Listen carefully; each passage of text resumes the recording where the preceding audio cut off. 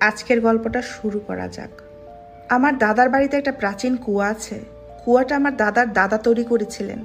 এর অবস্থান আমাদের মূল বাড়ির পিছনের দিকে জঙ্গল ও একটা পুকুরের পাশে বেশ নিরিবিলিতে। আর এই কুয়া নিয়ে প্রচলিত আছে অনেক অদ্ভুতুরে ঘটনা। আমার জেঠুর জন্মের আগে আমার দাদি অনেক বছর নিঃসন্তান ছিল। দাদির এই নিঃসন্তান থাকা নিয়ে দাদির শাশুড়ি ওনাকে অনেক কথা শোনাতেন। ছেলেকে দ্বিতীয় বিয়ে করাতে চাইতো। এভাবে দিন কাটে, মাস কাটে, বছর কাটে।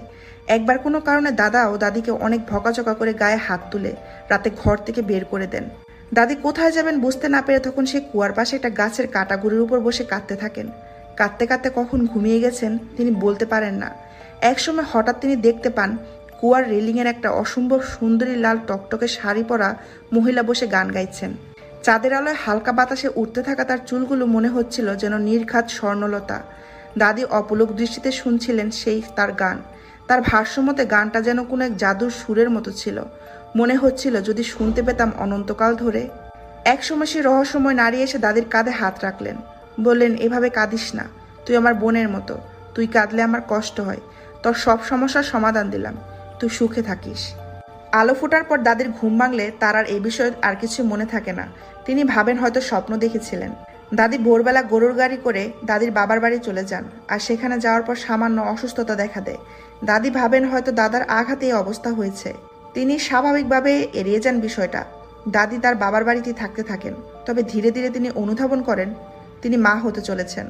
খবর পাঠানো হয় আমার দাদার বাড়িতে। দাদার বাড়ির সবাই নানান খাবার নিয়ে দাদিকে দেখতে যান। তবে সিদ্ধান্ত নেওয়া হয় বাচ্চা জন্মানো পর্যন্ত দাদি তার বাবার বাড়িতেই থাকবেন। কোনো এক কালবৈশাখীর ঝড়ের রাতে দাদির প্রসব বেদনা ওঠে। দাদি বেদনায় অজ্ঞান। বাড়ির মানুষ ঝড় বৃষ্টিতে ভিজে অনেক দূরে হেঁটে এলাকার পরিচিত দায়ের সন্ধানে গেলেও তাকে আর পাওয়া যায় না। এদিকে দাদির অবস্থার অবনতি হচ্ছে। এমন সময় ঘরে ঢুকলেন এক মধ্যবয়সী মহিলা। তিনি বাকি সবাইকে অন্য করে যেতে বলে একা একা দাদির ডেলিভারি সম্পূর্ণ করলেন। এবং যখন বাচ্চার কান্নার আওয়াজ পাওয়া যায় তখন অন্যান্য মহিলারা দরজার বাইরে থেকে দাদির ঘরে ঢুকে দেখতে পান সেখানে ফুটফুটে এক পুত্র সন্তান শোয়ানো আছে দাদির পাশে। রুমে আর অন্য কেউ তথা সেই মহিলা নেই। দাদি ঘুমিয়ে আছেন। দাদির চোখে মুখে পানি দেওয়ার পর দেখা যায় দাদি খুবই স্বাভাবিক এবং সুস্থ। দাদি পরদিন এই ঘটনা সম্পর্কে জানতে পেরে জিজ্ঞেস করেন, মহিলাটা কি লাল টকটকে শাড়ি পরেছিলেন?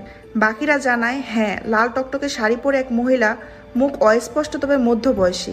দাদি দুয়ে দুয়ে চার মিলিয়ে বুঝতে পারেন ঘটনাটা আসলে কি। তিনি ভয় না পেয়ে বরং মনে মনে ধন্যবাদ জানায় সে বোনকে। সেই সন্তান আমার জেঠু। জেঠুর পর অন্যান্য আরও ভাই বোন হলেও জেঠু পুরোপুরি আলাদা, অসাধারণ ও অন্যরকম এক ব্যক্তি। তাকে নিয়ে অন্যদিন বলবো। গল্পটা বাস্তবতার আলোকে ছিল। গল্পটা কেমন লেগেছে অবশ্যই কমেন্ট করে জানাতে ভুল